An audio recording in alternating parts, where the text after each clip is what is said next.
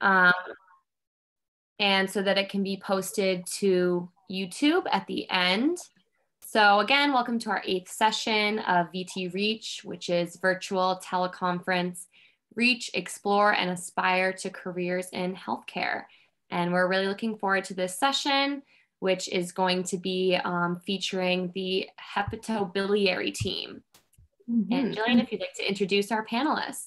Yes, so tonight we have Dr. Carlos Marroquin, a transplant surgeon and the Chief of Transplant Surgery and Immunology Division. And we have Dr. Rebecca Wilcox, the team lead of GI liver pathology, and as well as the Vice Chair of Pathology Education. And so we're really excited for tonight. And we're going to start with Dr. Marroquin and his inspiration into medicine. And so take it away, Dr. Marroquin. All right.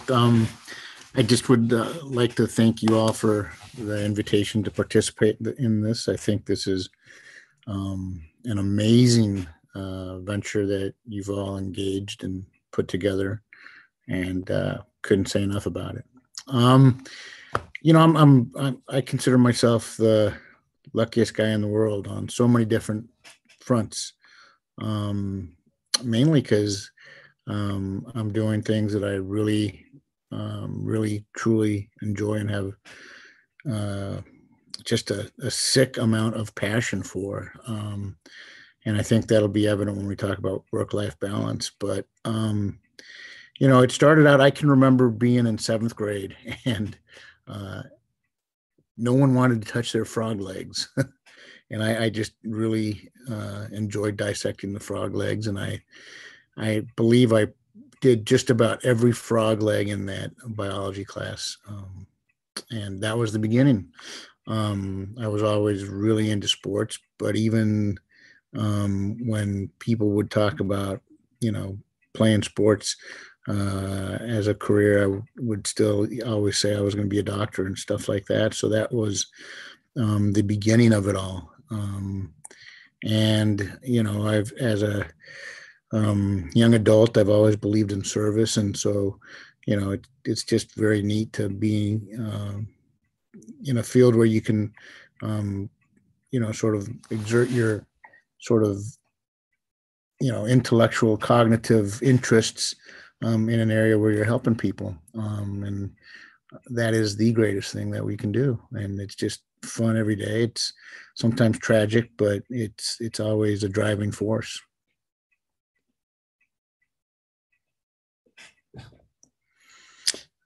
As you can see here, my my course into medicine was pretty circuitous, you know, and for any students that are, you know, listening or watching this, I think this should be a motivation to never give up on your dreams.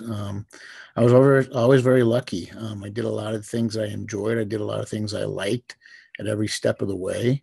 And I think the fact that it was kind of a circuitous route allows me to be pretty grounded in what I'm doing. I never feel like, you know, being a surgeon, being a transplant surgeon, it's just not convenient. Nothing ever happens, you know, at the ideal time. It always happens when, sadly, when you're at someone's graduation or when you're doing something that, you know, in many ways is just as an important priority. And again, one of the things that I've done that is amazing is I married the right person, because I don't think there's any other woman in the world who could deal with sort of the constant tug from work. And it's just real. And I think if there was, because I don't know how to do this any other way. If you're in for a penny, you're in for a pound. And I think if I was married to anybody else, there would be so much dissonance that it would be impossible to do either of the two things that I want to do well. And so people should look at this and say, wow, if this guy can do it, I can too. And you should always follow your dreams, no matter what people tell you. So I've been lucky. I've been at some great institutions. I've been around the world. And I'm exactly where I should be. responsibilities. So this is, I do a lot of things. I've been lucky. I've always been a transplant surgeon. I started out wanting to be a surgical oncologist. I was at the NIH, did transplant immunology and surgical oncology. And while I was at the NIH, all my research was in tumor immunology. And then when I went back to Georgetown, the transplant program was really thriving. And it was kind of neat because the cases were awesome. They were just as great a case as an oncologic case. The difference being that instead of a 15 to 20% 5-year survival, we were talking, 70 to 80% 5-year survival back in, the early 90s and through the late 90s. And that's improved. And from my immunologic interests, it's just the flip side of the coin. When you're talking about tumor immunology, you're trying to induce tolerance. When you're talking about, or rather, you're trying to break tolerance. And when you're talking about transplant immunology, you're trying to induce tolerance. So that is a neat thing that I do and clinically and surgically and all those concepts. And then, so as a chief, though, I have to dabble in a lot of administrative duties. Today, I was on a meeting with CMS people who are trying to roll out more policies, and so it's kind of interesting when you have an opportunity to get involved in those discussions and you have to advocate for your program and your people because these new policies that they're, for instance, trying to roll out are going to impact rural America in a different way than it does people who live in large metropolitan areas. So, it's kind of interesting because we're talking about diversity, equity, and all these other things that are massively important. And, it just dawned on me that living in rural America, there's a form of inequity that's being sort of, forced upon us. And it's the pressures of organ allocation. And so those are important discussions. You got to just be involved in things that are going on in clinic. The days seem to never end. And again, I probably couldn't tackle them all if it wasn't for the fact that I've got a great home life. I think that's my work-life balance, is that they're both great environments.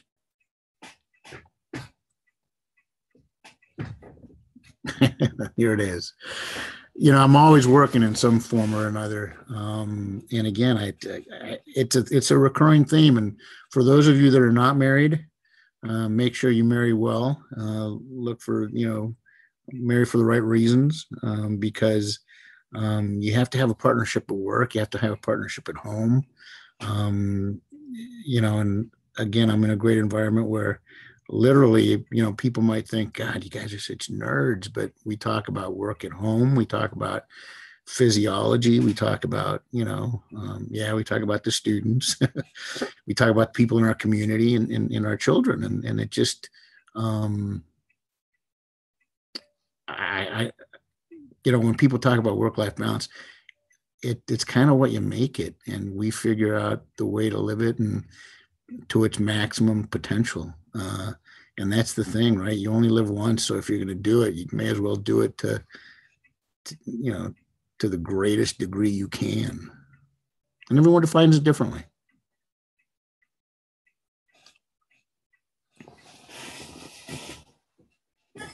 Thank you so much, Dr. Marroquin. And for anyone who has questions, we're going to address questions after Dr. Wilcox talks about her journey. And so you can drop them in the chat, and Lily and I will ask them during the Q&A. And so now on to Dr. Wilcox. So unlike Dr. Marroquin, I didn't know I was going to be a physician. This is not something as a kid. I think if anything, I would define myself as a reader. I was definitely a nerd. I had an insect collection. I also loved dissecting that frog, although I probably also wanted to see even closer under the microscope what it looked like. But I didn't have any kind of, aha moment that I was going to be a physician until you'll see my education route. But what happened basically is I started after undergraduate completing a degree, a BA. I started thinking maybe about going into medicine. And I took a histology course, loved it just loved it. And then I had the ability to shadow somebody they said, go up to the medical school and watch an autopsy seminar. So I went and watched an autopsy seminar. And in a seminar for autopsy, the autopsy's already been done, and they just show you the organs and they kind of explain the patient's clinical history. And there was a, what we call an emeritus professor. So retired, I think he was in his 80s at the time, but he commanded the room. He came in and the trainees would show him an organ and he could tell you the whole history of the patient based on any organ you showed him. And it was just amazing the way he could solve problems all by just things he was visualizing.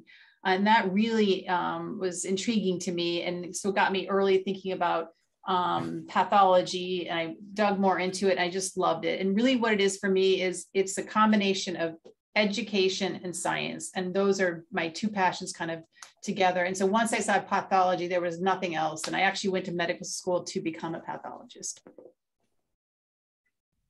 So here's the education route. So again, my undergraduate degree was in journalism and mass communication. So I had a BA. I loved it. What I would say about that is, you know, if you didn't go, some people go straight. I mean, they just go boom, boom, boom, knowing they want to go into medicine. That's absolutely fine.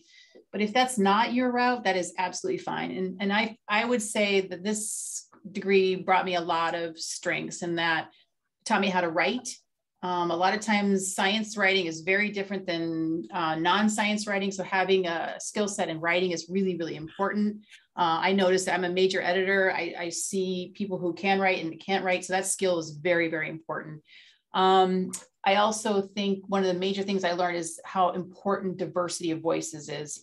And when you get a rounded education, you see all different kinds of approaches, problem solving, different points of view, different experiences. And I cannot speak highly enough about that. So never let anyone tell you that it has to be only the pre-med material. Of course, that's important, but I think the more well-rounded you are, the stronger you are in this field. So then I had to go back and because my undergraduate degree was a BA, I went back and did a post-bac for 2 years, which was just basically, okay, you're going into medical school, just take your medical school courses. I loved it. I was a research assistant at the same time in women's health clinical trials. That was a great experience. I also got to TA to pay for my post-baccalaureate. And again, loving teaching, that sealed the deal for me. I got into medical school at Oregon Health Sciences University. I was living in Oregon at the time, in Portland, Oregon. What a town. And really enjoyed living there. I loved medical school there. My classmates always made fun of me because it was a very family practice centered medical school. And I was the nerd going into pathology, but we had a lot of fun. And after that, I went to University of Chicago, or we say Chicago. I did 4 years of residency there. So residency in pathology is very you do anatomical or surgical pathology, you do clinical pathology, and autopsy. I think I did 100 autopsies in my residency. And then I did 1 year of fellowship after that, which is just specific to gastroenterology and liver pathology. So that's really what I do today, is liver and GI pathology specifically. And that's why I work with folks like Dr. Marroquin. Responsibilities. Again, you know, there's so many different ways you could go. I'll tell you, in my day, I do a lot of clinical work. So you can see my scope right here, just off the edge. I spend a lot of time looking at the scope, making the diagnosis on patients, and I average making diagnosis on about 60 patients a day. So come in and look at those, look at slides and make diagnoses that go into the clinical record. And so basically we're often called the doctor's doctor. So we make the diagnosis. For the most part, in my world, I do not see patients. But I know so much about the patients because I've read all the different chart notes, and I know their clinical histories. I know what their tissue looks like. And so I communicate with the physicians who take care of the patients. So we'll see about 60 patients a day, make those diagnoses. I like the flexibility of that world. So for example, those 60 patients are in a clinic. So if my kid has an art show at 5:30 at night, I can come in at 6 a.m. and start my work and be out and see my kid's art show. If I need to do something in the morning, I can shift that a little bit. So there's a really nice flexibility to pathology that I find when we get into the work-life balance discussion is very, very nice. As long as you get your work done, you can be really flexible about how you do it. I love the problem solving. That's a big thing for me about pathology. Difficult cases, limited resources. How are we going to make things work and what we have? That is just a wonderful thing. You get involved in a lot of administrative pieces and also education. That's a huge part of what I do as well. Teaching medical students, teaching residents in my department, but also in other areas like gastroenterology, fellows. That is a joy. And teaching is just integrated every day. It's just a part. In an academic clinical setting, you're going to be teaching every single day. And that just keeps, there's no such thing as a boring case anyway, but when you're working with trainees, there's nothing ever boring because they're always excited and learning, and it's a great environment. And then communication, that's the other big thing I think about being a pathologist, the responsibility. Now, some of you out there, I can't wait till we get to the QA part, because there may be like people have things they think a pathologist is, or they're not. There's this stereotype that we are all in the basement without windows, and I am in the basement without windows, but it's because it's not, we're locked away because we can't talk to people. I would say actually we have to be very strong communicators. So in my world in GI and liver pathology, and this is my, honestly, besides the education part, the clinical part, this is my favorite part. I don't see patients, but I communicate, and I'm learning and teaching with clinicians all day long. And what's interesting is I have to meet them where they're at. So Dr. Marroquin, and I mean this with the utmost respect, is very much a surgeon. He's very much a surgeon. And the way I interact with Dr. Carlos Marroquin is, he's my surgeon. He's a GI liver specialist. He's the one. And we have great conversations, and we have to make discussions about, he'll come to me and ask me like this, I'm not sure how this is. And I'll say, I'm not sure what you did here. And those discussions are wonderful, and they are great for patient care. Now, my GI oncologists, they speak a little bit different language. They have a little bit different approach. And so you have to kind of meet them where they're at. And then gastroenterologists who are trained in internal medicine, they communicate a little bit differently, and they have a kind of a different mindset. And so what I love about my job is I'm kind of communicating with all these highly intellectual people who love to communicate and problem solve. And that's kind of my day-to-day workflow. So it's a lovely place to be. So that's the clinical piece. And I mentioned the education as well. Teaching the next generation of healthcare providers is quite rewarding.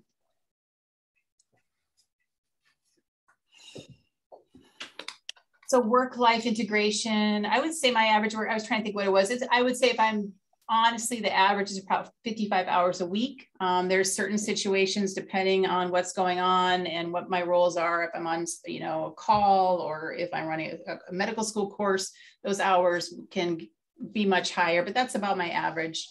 Gosh, Dr. Marroquin, I was thinking a lot about what you say about you got to pick your partner.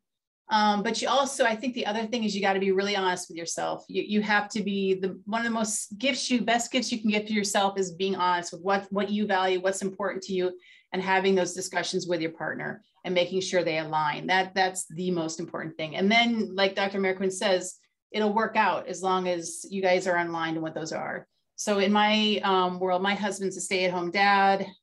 He's a chef. So he put me through medical school. When I was in medical school, he was a chef. He put me through. And then by that time we'd had 2 kids at the end of residency.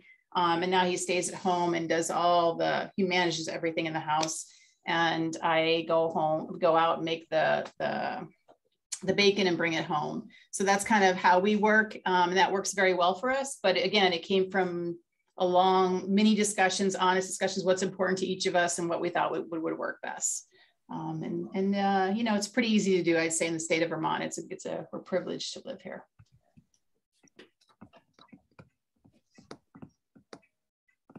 Well, thank you very much, Dr. Wilcox. It was great to hear from you. So this is our first Q&A session. And if anyone has any questions for either Dr. Marroquin or Dr. Wilcox, please put them in the chat. But I will start us off with a question that I guess maybe both of you know the answer to, but Dr. Marroquin, you might know.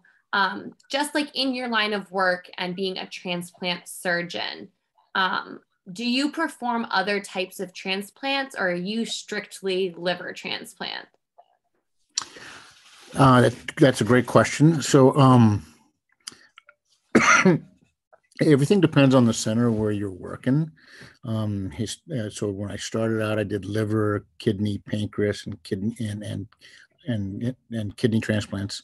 Then that was when I was at Duke. Interestingly, though, when I was also at Duke, they have a large lung transplant program, and so I actually did all the Nissen fundoplications for the lung transplant patients. The concept was that this was something that was developed at Duke by this guy, Dwayne Davis, this whole concept being, and Scott Palmer, that patients who get a lung transplant, if they have reflux, then they're at risk of developing rejection of the lungs. And so they have a fundoplication. So through the years, then my career started to morph, and I ended up coming to Vermont for a variety of different reasons. And part of my practice always included some form of oncology with regards to liver and pancreas surgery. So here we do predominantly kidney transplants, but the other part of my, I call it my side job, is doing liver resections and pancreas resections too. So you end up doing a variety of different things. We're trained pretty broadly. But the focus of, I would say, of my practice here is more hepatobiliary, with transplant being more of the side job. Okay, thank you. Thank you. And then Dr. Marroquin, another question from the chat for you is, can you talk about your experience with the Air Force and how you continued to study medicine after that?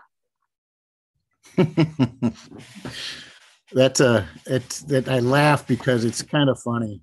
I think I alluded to the fact that I played a lot of sports, and I had an equal passion for sports when I was capable of playing sports. And so God's got a plan, right? So I was able to play sports when my body tolerated it.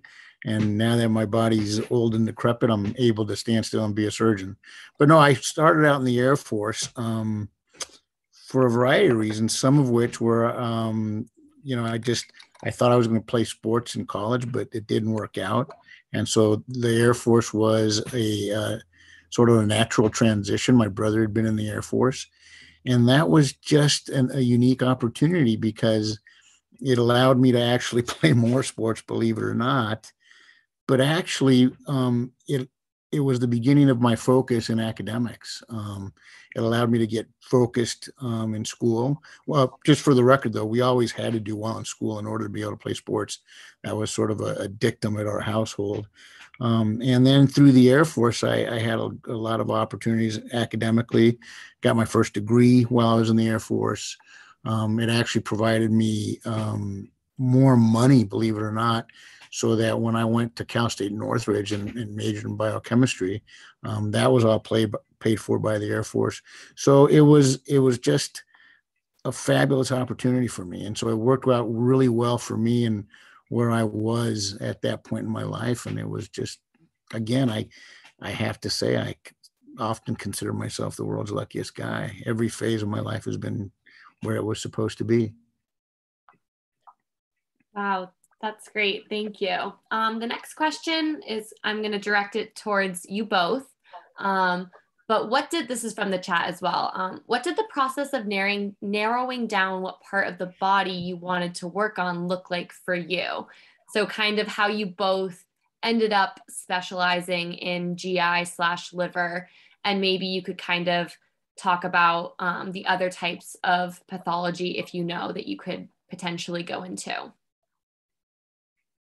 Okay, so I will start by saying this is a good question, because I think interesting what happens a lot of times is it's the mentoring. It's sometimes, my God, it doesn't even matter what the field is. If the mentor is strong, you're going to end up going in there. But so for pathology, for me, when I was at University of Chicago, I had a mentor who was a GI pathologist, and they were fabulous. They continue to be a mentor even now to me. And so I think that's a big part of it. Often you'll get into an area, as long as you're passionate, you love it. And then the way you sort of whittle down is finding someone that can really work with you and mentor you. I think that's a really important piece. In pathology, though, I would say there are many different fields. So there's different organ systems. So you could be a breast pathologist or a GI pathologist or a lung pathologist. But then there's also clinical pathology, which is more microbiology or chemistry or transfusion medicine. And then there's, of course, autopsy, which are autopsies that are performed in the hospital. Those are medical autopsies. Or there's forensics, which is a natural death outside the hospital that's done by a forensic pathologist. So those are kind of the big categories of pathology. Yeah, I couldn't agree more with what Rebecca said. Mentorship, the people you're around, do influence you just incredibly, right? And so I will tell you, one of the reasons that Rebecca and I get along so well is because I at least pretend to be a junior pathologist, and I say that because I too did a student fellowship in pathology when I was at UCLA. And the thing that got me into medicine, again, I loved the science. Service is an amazing thing, but the science is still the driving force. And I remember, so UCLA was a very traditional medical school. The first year is all anatomy and physiology. The second year is all pathophysiology. And oh my gosh, the pathologists. I mean, I think they walk around with 2 brains and a hard drive and a few other little, bricks to sort of contain all that knowledge. And she forgot hematopathology. And so there was this guy, Stephen Lee, who I swear had 2 brains, but he was also an accomplished athlete. He ran ultra marathons and did all sorts of crazy stuff. And then there was another pathologist named Harry Winters and Dr. Kinsella, who ironically was colorblind. And he would always tell me, Carlos, it's just pattern recognition. It's just pattern recognition, son. But these guys were phenomenal human beings. And the day that so then I went into surgery once I started doing my clinical rotations, and I just really fell in love with the liver because of this guy named Ron Tompkins. And every step of the way, these individuals just had these just profound influence on the things that I would do, the things that even to this day, the way I'll do things. Dr. Stephen Lee would always say, you just got to keep reading science. You got to keep reading the thing you do, because you have to want to be the best at what you do. And if you don't read about it, know about it, you're going to be left behind and you're just going to be an afterthought. And, it's just so very true. And so, so I was at Georgetown, and as a resident, we did a lot of cardiac surgery. And I did a lot of aortic surgery. I did carotids. I did a ton of vascular surgery. And these are fields that people just love and would die to go into.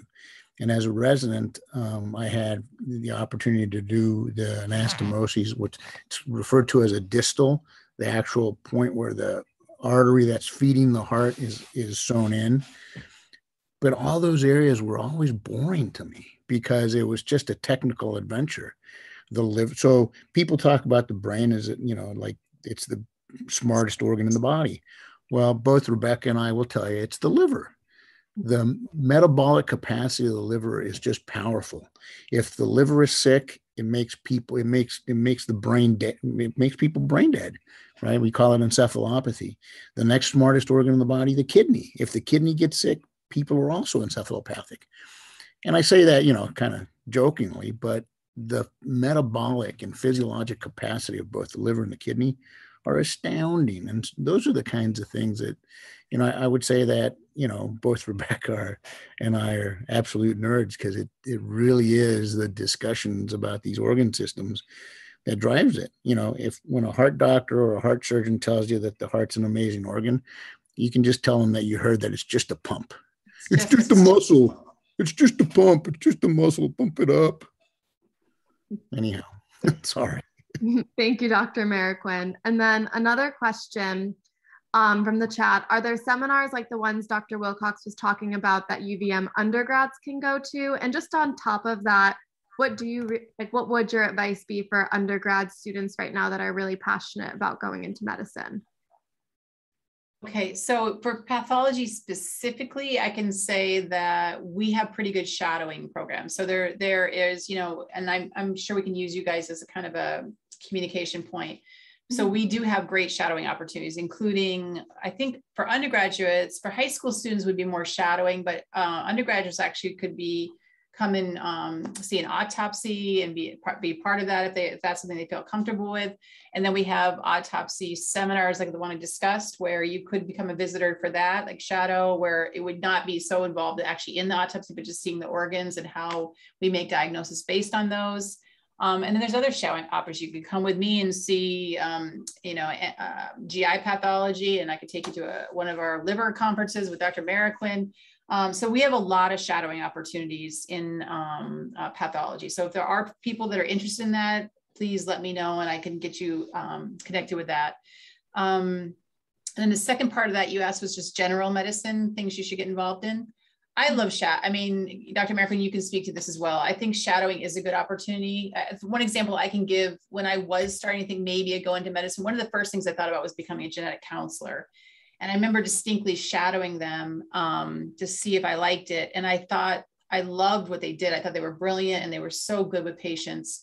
But what you have to do is shadow and then reflect, shadow and then go on a long walk by yourself and just reflect. And I remember reflecting, thinking, it drove me nuts that there was a lot of counseling, which was wonderfully done, but I never saw the chromosomes. I never got to see the genetic testing. I never got the answer. And I needed that answer. It was so important for me to figure that piece out. So I knew that wasn't the right thing at the time, but I wouldn't have known that unless I'd shadow. So I think just seeing, if you're interested in something, there's so many wonderful people here that can make connections, and you could shadow a day or a half a day or even a couple hours and just see if that's something that feels right. It kind of in your gut, if something is connecting or not. Just quickly on the same question, a student is wondering if these shadowing opportunities are occurring now during COVID. Obviously, like there have been changes in visitations in hospitals and things like that. Yes, that's a great question. And currently we are taking visitors. We just have, we have like paperwork precautions, those kind of things. So, vaccination, and you would just, when you're in here, you do all the same protocols we do. You have to be masked up, and there's sort of things you have to follow, but it's pretty straightforward. But we have been open, so to speak, in the last, 6 months, or I guess maybe 4 months, pretty much post-vaccination. But we have very specific protocols you follow, but they're not particularly hard to follow. Okay, thank you. Yeah. Mm-hmm. And then this is a question for both of you. Is there anything you wish you would have done differently along the way to get where you are now? You go first, Carlos. Can't wait to hear this. I think, so to echo what Rebecca said earlier, that, people think that, maybe you guys don't, you guys are much smarter than when I was a kid. People think that you have to volunteer in the hospital because it shows some level of altruism that's good on your application. Really, I think that the reason we look for that is to see if you've been in the environment and enjoy the environment. And so I think that's the notion, that you need to figure out if this is really something that's gonna that's going to drive your passion. You got to follow your bliss, because again, there's a lot of miserable people in the world. I mean, unfortunately, I think the current era in our country is a testament to that. And so if you're really satisfied and happy, then you're just going to be satisfied and happy. And so whether you do it through shadowing, and I think that's a great opportunity. But when I got out of the Air Force, I went back to Cal State Northridge, and one of the things I did is I actually worked as a phlebotomist. And so I would get to the hospital every morning at 5 a.m. and draw blood from 5 to 7. And then on weekends, I would do an 8-hour shift on one day, not both days. And, it worked out because I needed money, but it also taught me that the environment in which I was working was fascinating to me. And every experience made me want more. And I think there's no shame in finding out that, every experience makes you like it less, right? And that's equally important, because ultimately it's about finding, that sweet spot and wherever your bliss really is. And so you really gotta, I think those words that Rebecca sort of shared with you in terms of reflecting on what you're doing and what the environments that you're in and that thing that you're pursuing, I think that's key. I'll tell you a story. When I was a phlebotomist, I got sprayed with HIV tainted blood. And it went in my eyes, went in my mouth, everywhere. And I literally disappeared for about a week. And you guys can probably get the sense that radio silence from Carlos is probably unheard of. And when I wasn't responding to phone calls, when no one saw me, people were really afraid but I was afraid. I actually hibernated for about a week, really. And it was all about reflecting. Is this really something I want to do when this is what I'm going to be exposed to and the risks that potentially I'm going to face? Not knowing what the outcome of the most recent exposure was for me. But at the end of the day, the answer was absolutely. And I think I came back with even a greater reckless abandon and passion for what I do.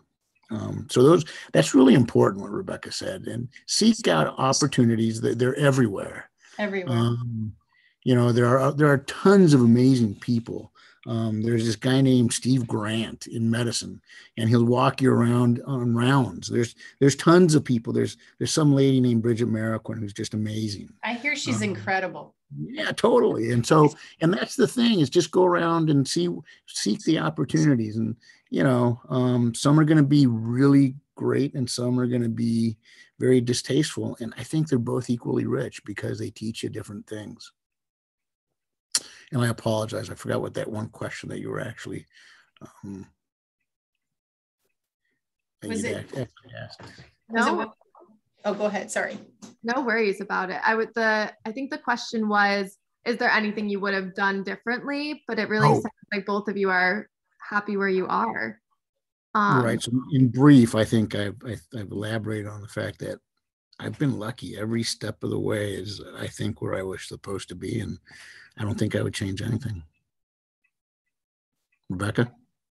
Yeah, I agree. I think there's no, I'm not a regret kind of person. Like, I don't look back and go, oh, I wish I did. I just think that there's no right way to this. It's like, it's whatever is your narrative and what you figure out. If there was one thing, if I'm being really honest, I would change, is once I got into medical school. This is embarrassing to tell you, but the first 2 years of medical school, I was such a ridiculous, serious, this is surprising you as a pathologist, but I was too serious about it. It was ridiculous. Like, so that is one piece of advice I would give. If I was to go back in time, I would enjoy myself a lot more.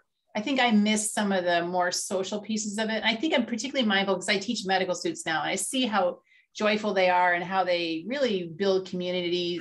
And I think, God, I wish we'd been more like that. And that's just that same piece. Like, if you're not in the joy of it, then it's not worth the pursuit. So just it is hard because it's such all these hoops you have to jump through, and you can get into a very serious mindset. So just remembering to find the joy in it. Wow. Thank you so much. You are joyful. What? You are joyful. I am very joyful, but I was very embarrassingly serious in my first 2 years of medical school.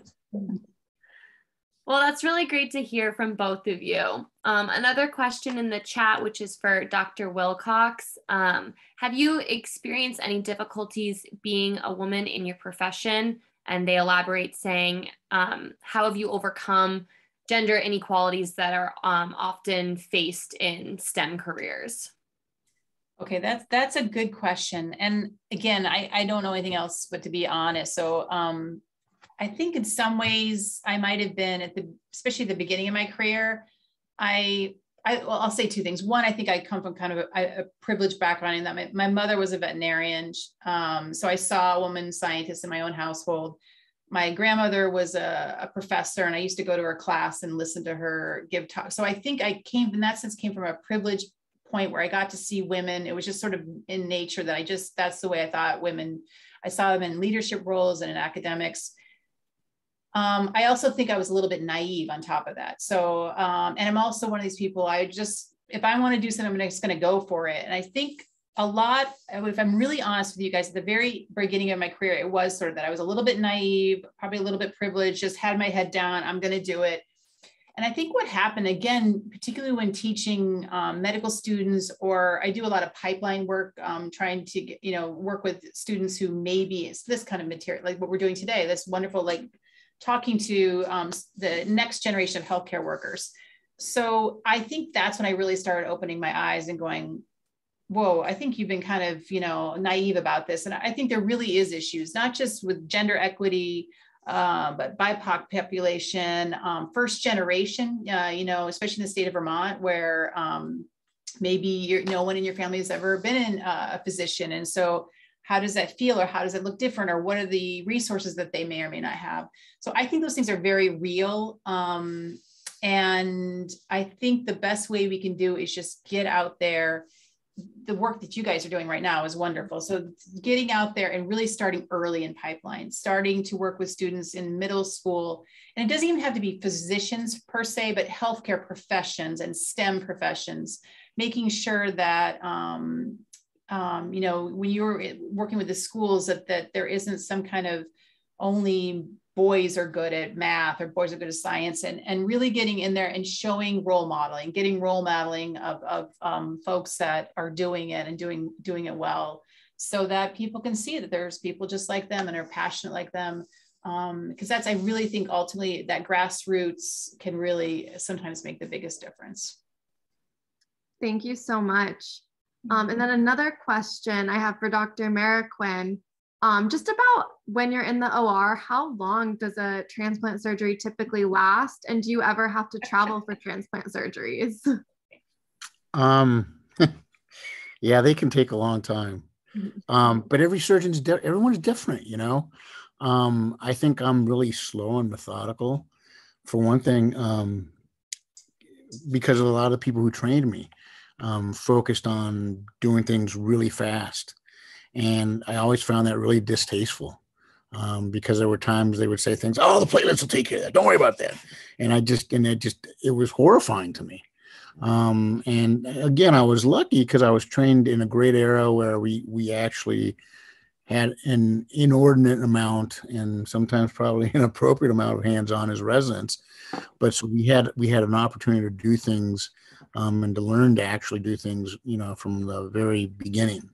And so, a lot of surgeons will speed through things, and it can be done in 4 hours, and I've done some in 4 hours. But from my perspective, the better part is throwing a no-hitter. So a liver transplant can, and my wife will tell you that sometimes she came home one day and shared this story about how somebody said, well, why don't we just eliminate the middleman and throw all the blood on the ground? And, it was just a funny statement, and it was an allusion to how much bleeding this surgeon would get into.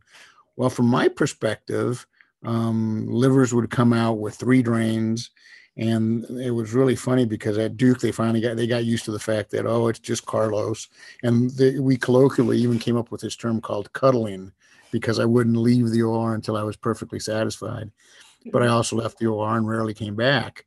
But so when I got to Rochester, they actually called my boss one day and said, hey, this guy came out of the OR with just 1 drain. And they actually were like astonished because I would only come out of the OR with 1 drain. And I was also the only surgeon that threw a no-hitter, meaning did essentially a liver transplant without a blood transfusion, which is, kind of an amazing thing. And so they can take an inordinate amount of time. Every case is different. The other day we did a liver resection that was an extended right hemihepatectomy, and it took probably less than 4 hours. We were in there longer waiting on equipment. But everything is different, and that's part of the fun, trying to figure it out, studying the anatomy, knowing where the variations in anatomy are. So they're all very different. And we do travel. We travel to recover organs. And that's sort of part of the, I think, allure of transplantation, to go, do an organ recovery, and then you have to do that really well, because that organ recovery has the capacity to impact the transplant that you're going to do later. If you select a bad donor clinically, if you do a bad donor recovery, independent of how good a transplant you do, it has an effect on the outcomes. So they can go anywhere from, I've done them in as quickly as 4 hours, and they can last as long as 18 hours. And then if you're bringing them back, it's literally another 24. Wow, that's very impressive that you're able to withstand those long surgeries. So we have time for one more question before we move on to the case study portion of this session. So this is definitely for both of you, just from a question from myself. I would assume that you see a lot of like cancer diagnoses and things like that, but I'm also wondering what are the most common types of diagnoses and things that the two of you see in your day-to-day practices? So I'm going to just focus on liver. Is that okay? Sure. Yeah. So I would say the most common, well, interesting. This is a trick question. I always medical. The most common thing I see is actually unfortunate is metastatic liver disease. So we get a liver biopsy because a patient presents, maybe they had a car accident or something, so they got imaging and there's something all over the liver. And so they'll go in and biopsy and send it to me. And what it means is that the patient's already had a cancer somewhere else, but it's traveled to the liver. And they don't know what the primary is, meaning they don't know where it originated. So that is probably the most common liver we see, which is unfortunate, but true. And then I think behind that, when we're talking about medical, non-oncology liver, it's hepatitis C, alcoholic liver disease, and what is called NASH, which is non-alcoholic steatohepatitis, which is a fancy term for meaning fatty liver that comes from metabolic syndrome. So usually in patients who have a combination of obesity, hyperlipidemia, and often early diabetes. Yeah. Yeah. And from my perspective, one of the things that's kind of neat, and, again, that probably sounds kind of morbid, but by knowing our organ systems really well, we have the capacity to do so much more than, just operate. And I think one of the reasons I really fell in love with transplantation really has to do with the fact that, we get to be the complete doctor in many ways for our patients specifically. For instance, nobody wants to deal with transplant patients.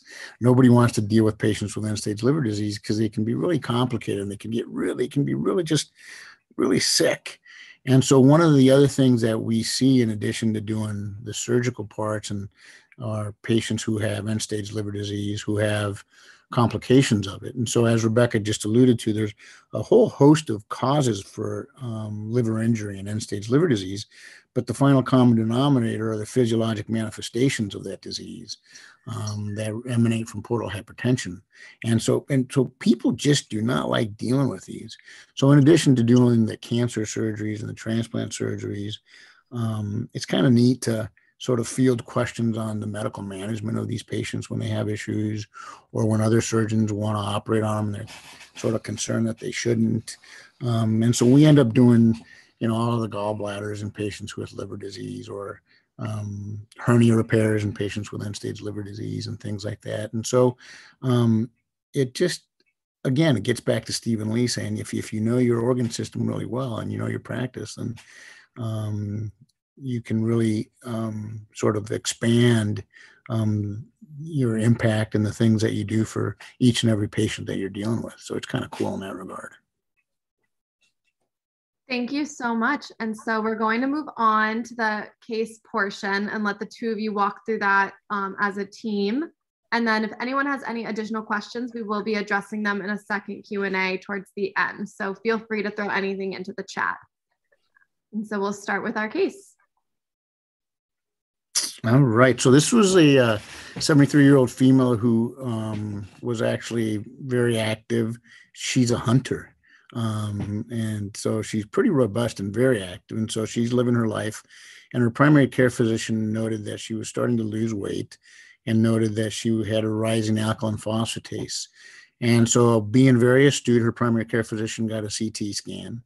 And on the CT scan, they found a pretty sizable mass. And so she got sent to me for a workup and evaluation. And so I think earlier Rebecca talked about patients who have metastatic disease to their liver. The liver tends to be sort of a reservoir because it drains a lot of the blood from the GI tract, and systemic cells that are circulating can deposit in the liver. So you really have to think it through. And this part's kind of fun because you have to kind of be kind of a detective and think about many things.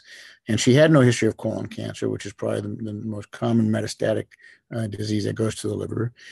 She had many colonoscopies and never was found to have cancer on any of those. So she did not have, so we didn't think it was a metastatic disease from the colon. She also had no history of liver disease, no other risk factors for liver disease, such as hepatitis. She drank alcohol in moderation, but not substantially. And other than being overweight at one point in her life, she had no risk factors for liver disease.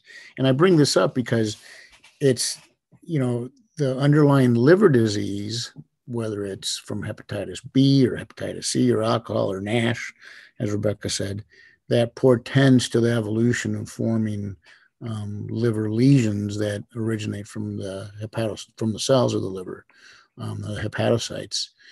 So as part of this is where our interactions really do begin, and the collaboration with Rebecca is critical, because at this point, let's see, I think the next slide shows the mass. So this is the mass, and two things that are really neat: the size of that mass. But then it's important, so we're not just knuckle dragging surgeons, and so you really have to think things through. If I couldn't get this lady through surgery, then I probably shouldn't be putting her through it. And it has many things. We used to think it's the heart, the lungs, but you have to start thinking about other things. Like in this case, is the remnant liver that we're going to leave behind going to be able to support her subsequent to the resection? And the one thing that you're seeing in this case is that this liver mass encroaches into what's called the medial sector. So the liver is divided into right and left, and there's many other sectors, but it encroaches into the medial sector of the left lobe, which for me to actually clear her tumor, I'd have to resect into the medial sector of the left lobe, and I might not be leaving her with sufficient liver as a result of her age. And because she has an HCC, we can expect that she has some degree of underlying liver disease. So this is where the thinking becomes really critical. So it could also be metastatic from breast, from any other, we talked about the colon, but there's other tissues that could metastasize.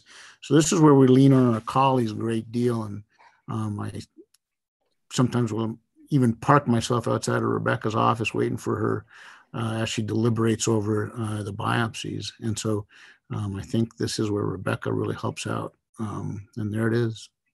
All right. Can we go back one though for just a second before we go right into this? So he doesn't just sit outside. We invite him in. He actually comes to the scope with us.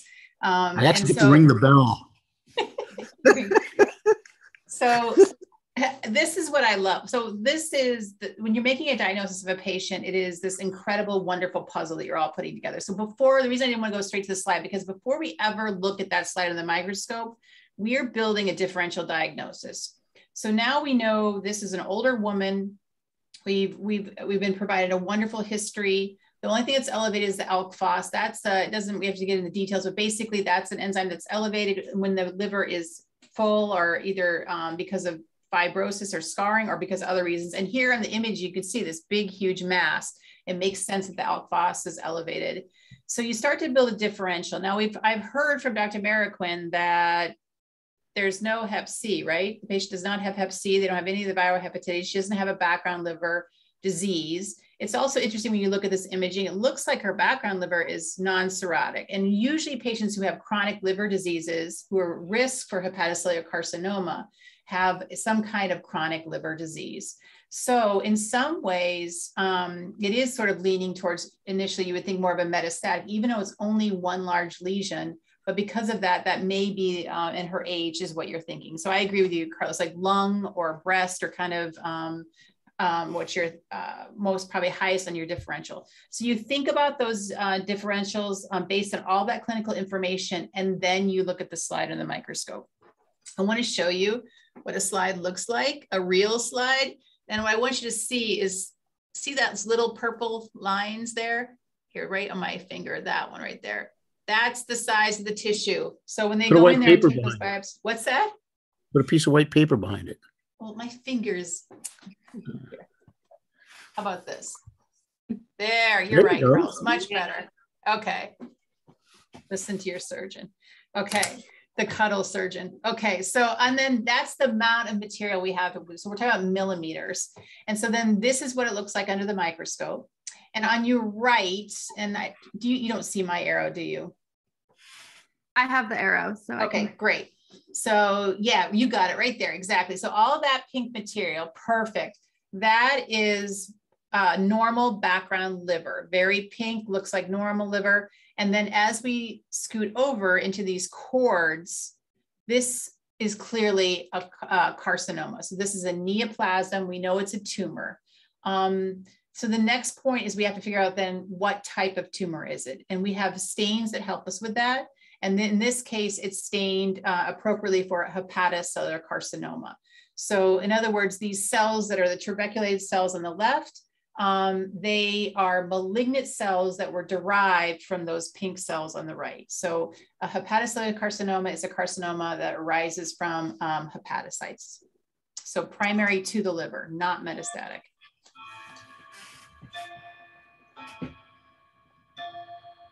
That's really cool, isn't it? I love the histology. My favorite stain, Prussian blue. So at any rate, so we have to evaluate this lady, right? Is she going to be able to tolerate, you know, this massive insult?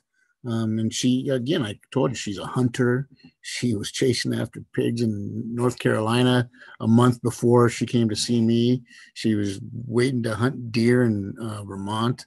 So, you know, she clearly was very fit.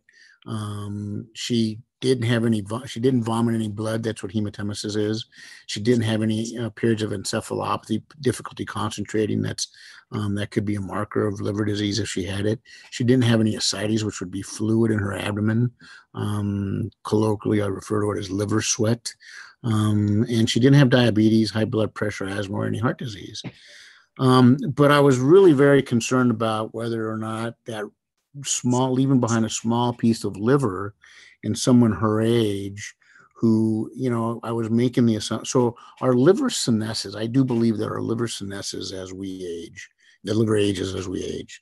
And, you know, the concern is, are we going to leave enough liver for her to survive? And sadly, I can tell you, we all learn probably the greatest lessons from our worst experiences. And I have had someone who their liver didn't support them post-resection. So you think you're doing something good for somebody, and it can be really painful when you don't.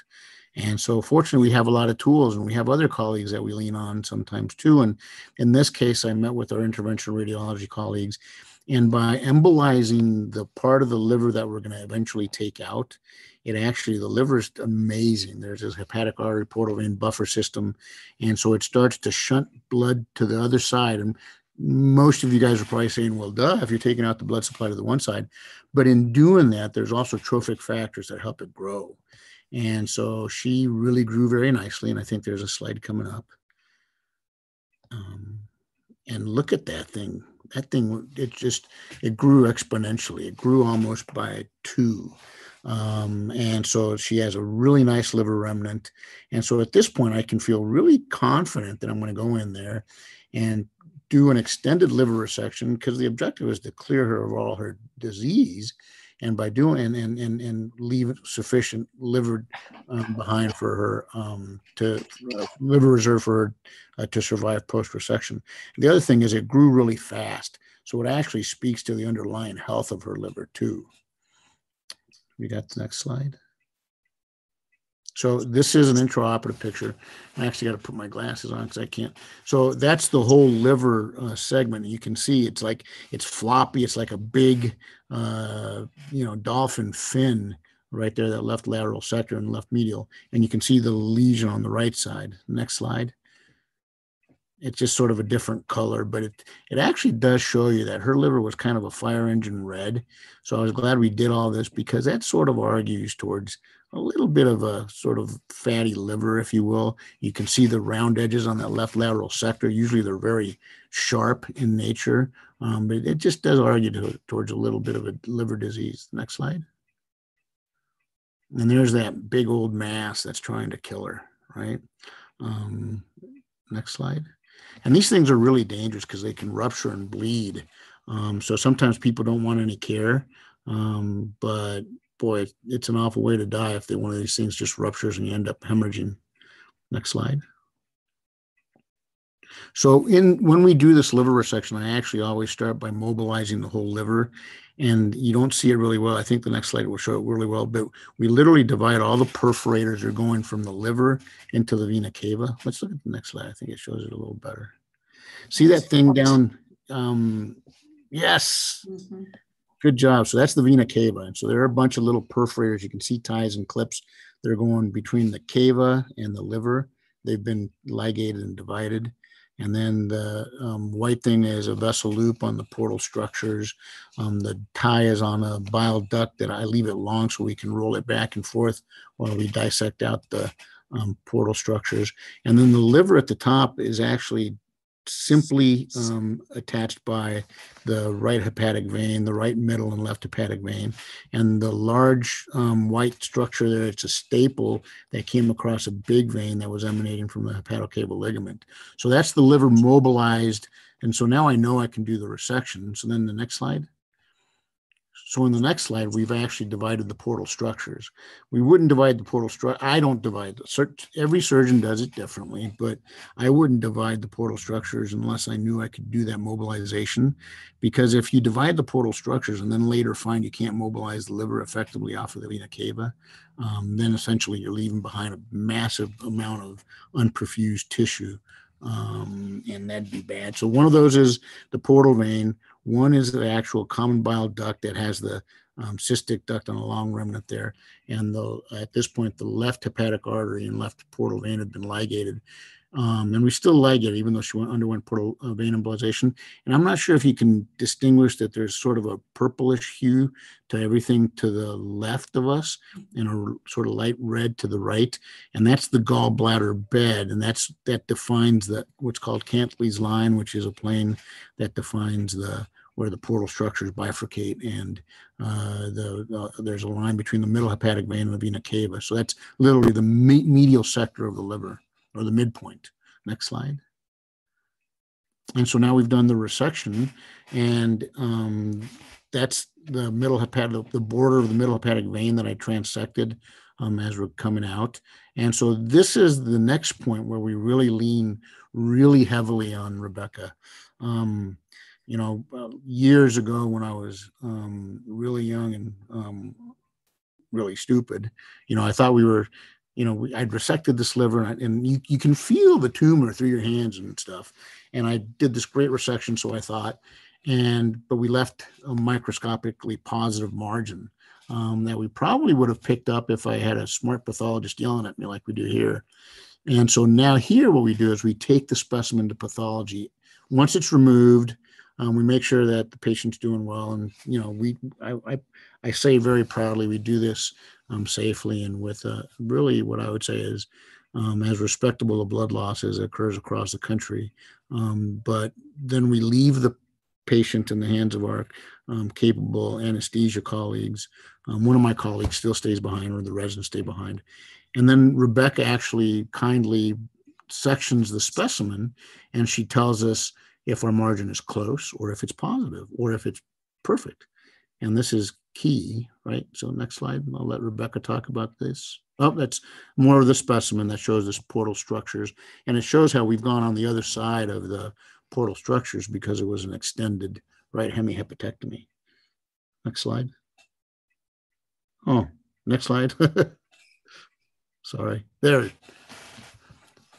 Awesome. Okay, so this is the gross. So yes, this is the fun part, because Dr. Marroquin's been in there for hours and hours and hours, and then I just have to stand there and he brings me the good stuff. So it's really lovely, and I love when he comes down so we can orient the specimen, we can work together.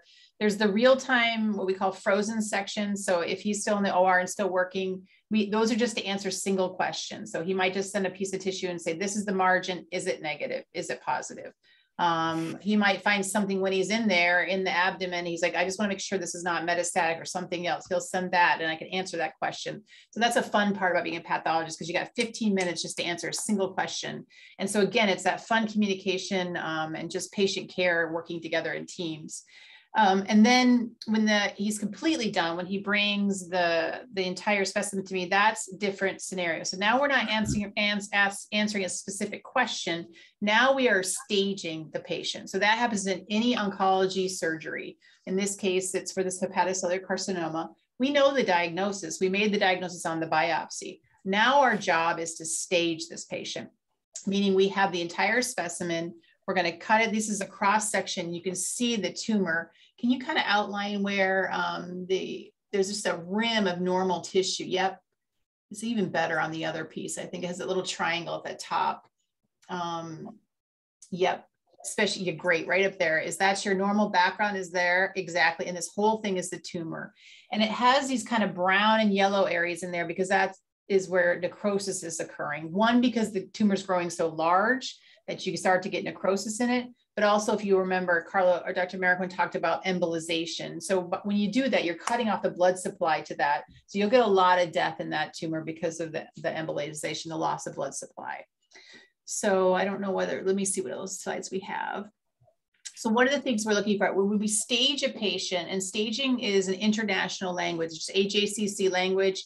That means if you're a physician in California or New York or Italy, we all understand what that AJCC staging is. And so it's a universal language, and it's used in every organ system. So in liver, we're going to want to know, what is the size of this tumor? What is the differentiation? Is there any vascular invasion? So these are all the things that you're going to assess in any liver resection, so that I can set the stage and get it in the report so that Dr. Marroquin can take care of the patient, so that oncologists can take care of the patient, and we all speak the same language. Let's see if there's any other. But in this case, in these cases, at this instant, so this is formal and fixed already, the pictures that you're seeing. When I actually bring her the specimen, she actually does the same thing. She bivalves it. It's like cutting through a loaf of bread. And then she tells me that, well, your margin's clear here, Carlos, you're fine. There are instances when our margin is not clear. And at that point, that's why the example of when I did this historically, and I was sure I had the tumor in my hand and did this great resection, but then ended up with a positive margin. I was mortified. And so I've learned that by going to pathology, Rebecca can tell me in that instant, oh, well, you've got a positive margin. And so it's kind of, it's neat, because then we can go right back and re-resect to make sure that we clear the tumor in its entirety, because that's the whole point. That's the whole thing we're trying to accomplish. So that collaboration is key, and I would say it completely has altered the way I practice. There's more pictures. Yeah, perfect. Showing you, because I think that the histology will show you that transition from that normal to tumor. Yeah, so again, you're right. So the normal's on the left this time, normal hepatocytes, these beautiful cords, and then on the right is the tumor itself. And this is just staging. Again, no need to memorize or anything, just understanding that these T-scores in the end that we're looking at when we look at a resection, that's the pathologist's job. Once we've answered Dr. Marroquin's immediate question in the OR, which is a really quick thing, the next day we go through that, look at all the slides, measurements, and so that we can give a stage and so that the patient can be treated. It also tells you about not just treatment options, but prognosis. Staging will help you with that piece. Yeah, there will be a test question on staging in the morning. And so here's the question. Who remembers when I resected this lady? 2019. Bueller. There you go. Good. So, again, one of the things that I enjoy about this is,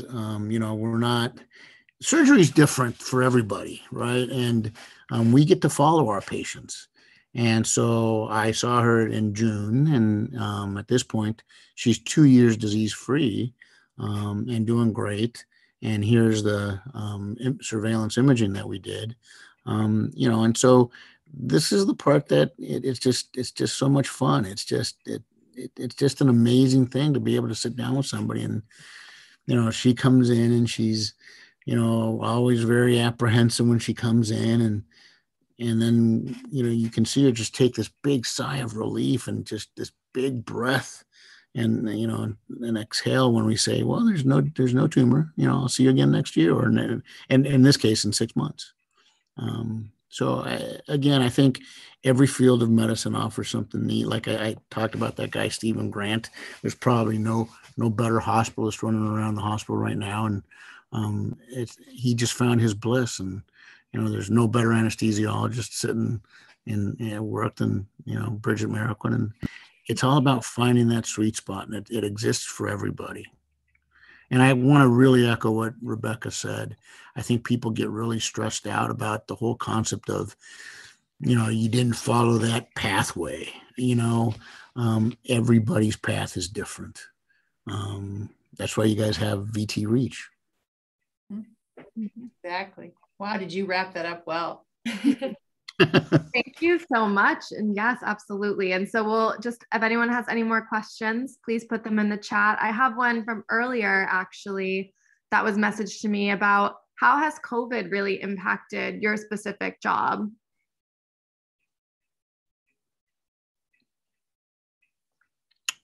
I guess so. Tremendously. From my perspective, we still do, Rebecca will attest to this. I push hard regardless. I'm in it to win it. And so, other people, are sort of going with the flow. We still have patients who need care. And so we push, it's kind of a game, so to speak, or a challenge. You just want to deliver the best care you can. I would say the horrible part about this has been more the effect on the patients. And not having their family and their friends visit them, that has an enormous impact on their recovery. And independent of how good a job I do and Rebecca does, because we always work really hard to bring our A game, and we're not perfect, but we work really hard at that. But one thing I noticed is, independent of how hard we try, people are key, and that's been, I think, kind of the one thing we can't control, and that's been sad. Yeah, I think what in my day-to-day, what I noticed the most was it's unfortunate again it's the patients. It's that I don't think we ever stopped coming in or doing what we did, but the volume went way down during those COVID. We were really only for a period of time doing the essential cases, and that came then with this backlog, right? And there were folks who didn't get, we have a lot of chronic IBD and, patients with other chronic diseases that they just weren't getting treatment for, or maybe they had symptoms and didn't, put them off. So we're seeing more late stage colon cancers. So I think that's the part that really is weighing on me the most, is this just that delay, and no one's fault. I mean, following protocols, but just that delay in treatment and what that means for folks with either chronic illnesses or maybe delayed diagnoses. Great. I also had another question, kind of more for the GI side of the work that the two of you do. Just kind of as it's becoming more common, more like you hear it as buzzwords in terms of GI issues like gluten intolerance or lactose intolerance. Is that something that you see that's pretty prevalent in your practices? Yeah, so I can take that one. So Well, let's be specific. So celiac disease, so true gluten insensitive. So if you truly have celiac disease, you have the HLA type, so you have the genetics susceptibility, you have to have the environmental trigger, the wheat, and then you have to kind of have that inflammatory response to it. And so celiac is actually much more frequent than I think we gave it credit for in the beginning. And I think it's what's really important. And this is, sorry, get on my high horse about education, but this is another piece I think is so important about education and really getting diverse voices is with medicine, we often tend to, because we're trying to memorize, we tend to say, oh, well, celiac disease is, you only see that in people from Eastern Europe. Well, it's not true. We see celiac disease in all types of folks and all types of ages. In fact, we just made a diagnosis in somebody 76 years old yesterday. It was for the first time diagnosis with celiac disease. So we see it in children. The bell curve's huge, and we see them in older patients, but it's in between, and from any walk of life. So, and from any place in the world. So it's actually it's not uncommon, celiac disease. Now, the whole intolerance, like this in-between zone, I think, tell me if I'm wrong with this, what you're referring to, where patients do not have positive testing. So they get a TTG, which is the test we use to test for, we use that in biopsy. And let's say that their biopsy is normal, the TTG is normal, but they're still having symptoms. And so there's this thought that some people might be sensitive, but it is not necessarily celiac disease. And that's, I guess I never like to poo-poo anything. I think we also always have to keep an open mind and think about, we just may know what the answer to that is. So there's this thing called irritable bowel syndrome, which is the most common diagnosis in the GI world, and yet we don't know what it is. And so there's probably a subset of patients that, there's a small subset of patients have done well on SSRIs on those who have IBS. There is a small subset of patients that do better on controlled diets, which include like taking gluten out of diets, even though they do not have celiac disease. So I think there's just a lot of work to be done there. There's just a lot more of the mind-body connection we need to understand and figure out. So I think there's celiac disease that's a bucket we understand. And then there's a lot in there that we just don't understand and probably need to keep doing research to figure out. Thank you. That's really interesting. I actually had another question about when you get slides, how often do you get a slide that stumps you or that is really hard, just something that's really interesting or hard? Never, nothing stumps me. The process of figuring that out. Yeah, that's a great question, because it's like, I say it's 60 patients a day average, right? And so 45 of them are going to be you boo boo. Okay, yeah, I see this all the time. I see this all the time. And then there's a small subset that are a little difficult. I'm gonna have to figure out, or maybe take another day. And then there'll be one a day we're just like, whoa, boy, this is tough. Now, what's really wonderful is we have every day at 3:30, the GI pathologists all to get together in a room, and we show each other the tough cases. So this is, again, this part that Marroquin brought up about collaboration is so important. You never want to sit on your own in medicine and be the only one that figures things out. It's like you want to have a team. And so we bring the difficult cases together. And so that way you're putting multiple heads together. Have you seen this before? Do you know what this is? What would you do? And then sometimes there's even scenarios where we have to send them out to other institutions. We need help because it's something unusual or we haven't seen before.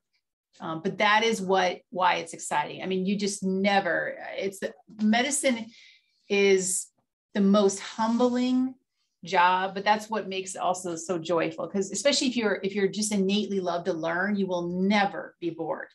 And no matter how good you think you are, you're going to be humbled. You'll make a great diagnosis, and the minute you start patting yourself on the back, 5 minutes later, you're going to be humbled.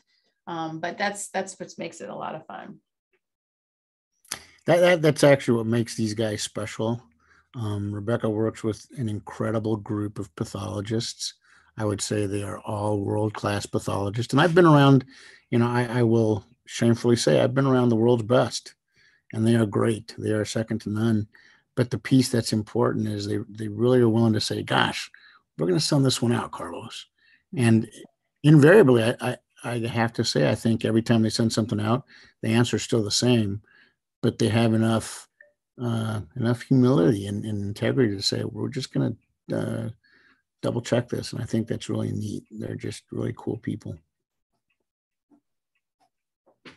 Thank we you. love you too, Dr. Surgery Cuddle Carlos is what I'm going to call you now from now on.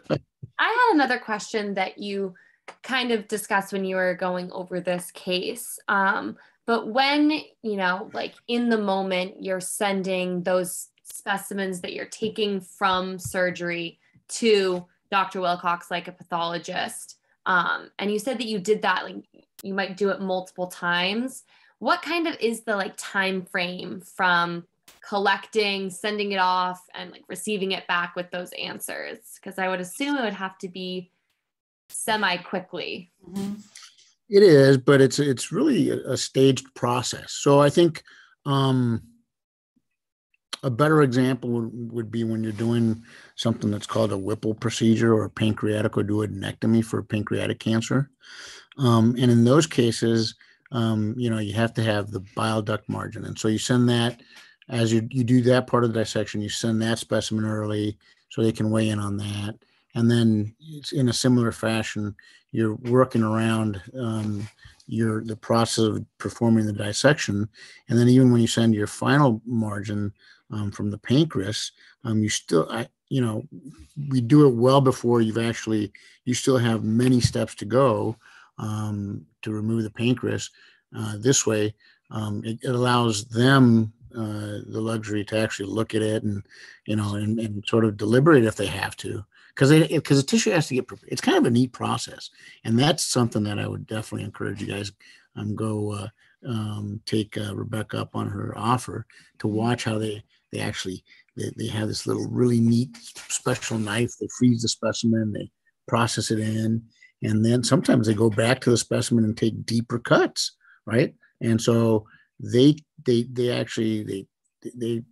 I'll say they take their time because they do it right. Because, you know, it's kind of funny. We do a lot of things, but at the end of the day, the hardest decision is really on her shoulders when she has to say, yeah, this is negative, or literally, if she says, no, you've got tumor there, it really behooves you. I've been around surgeons who'll say, oh, I know for a fact it's not. It behooves us as surgeons to listen. And so it's the procedure itself is staged in a manner, I would say, that allows this to be done adequately to get the right answer from our colleagues. And we continue working. And if we have to wait, then so be it, because the answer is critical. I agree with everything you're saying. It's just funny because it's your perspective, because you're in there doing the surgery, you continue doing other things. So we do have guidelines. We are required to do it within 20 minutes. So the minute we're being timed on every one of these. So the minute their team calls down, it gets time stamped. And so we have QA that runs every month that shows us how many we did within that 20 minutes and how many we had outside those 20 minutes. So we're sweating in those, and that's a lot to do in 20 minutes. It means the specimen has to come into our department. We have to look at it, assess it, make a frozen section, meaning make an actual slide, and then make the diagnosis. So by the time you're making the diagnosis, about 15, 12 minutes of that 20 minutes is gone.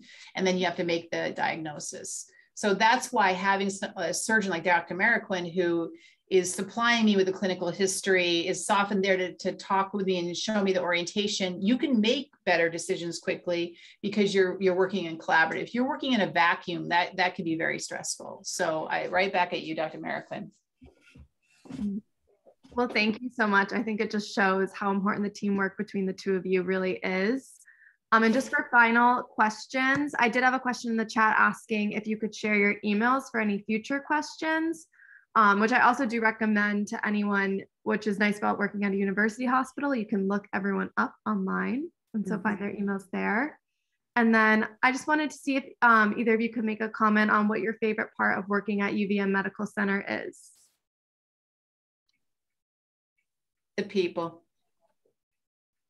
We're just a really interesting, I mean, I've worked in big academic center. I just think that it's this combination of, because we're the major academic player in town and in the state, we're a small state, but because we are really the academic center, and we get the majority of work. And that's, I don't want to sound as patients as work, but I think that's important from a training institution, because we want to see a good diversity of different types of cases. It's how we get better. And it helps us serve an entire community. So it's a very interesting dynamic. We are a major academic center, but then you walk outside and we're in a pretty rural setting. And I think the people that come here they stay here. It's a community. So we work very well together as teams. And I see that in all the different folks that I work with. And there's a great patient follow-up. So I have friends that work at major academic institutions who a patient may come in, they see something and they never find out what happens, or they make the diagnosis, they don't know what happens. Here, a patient may come in, we make the diagnosis, they come back for follow-up, there's a transplant done, they continue to see Dr. Marroquin for years and years and years afterwards, so we continue to see how they well. That follow-up is so wonderful for just the overall feeling of patient care. And so that's sort of how I would sum it up. Yeah, it's a great place to live, but the thing that is really neat is that while, we're all very privileged, our patients are not. And the one thing that is really neat is that I can look at my patients and say, this is what you would get somewhere else. And sometimes I can actually say, and I don't say this to them, but I say, we will take care of you every bit as well as you would get somewhere else, and probably better. I can do this procedure better than them, and you'll actually see me day in and day out, not, a nurse practitioner. Not that there's anything wrong with it, but there's a lot of places where the volumes are so big that the actual attending isn't the person that is caring for the patients day in and day out. And I actually enjoy that piece. Well, thank you so much. It was really great to hear from both of you. This has been an incredible session, so informative, so interesting. And we will please join us, everyone. Thank you, everyone who came tonight. And our next month's session, which will be on November 18th, will be featuring a panel of occupational therapists who will be Jennifer Elsinger, Nicola Hocco, and Emil Parmili, and I also believe Victoria Prignac. So it will be a great session, and we're looking forward to seeing you all next month. Thank you again, and enjoy your night. And thank you so much, Dr. Marroquin. Thank you, guys. Feel free to email me. Same with me. Thank you. Opportunities. Thank you, everyone.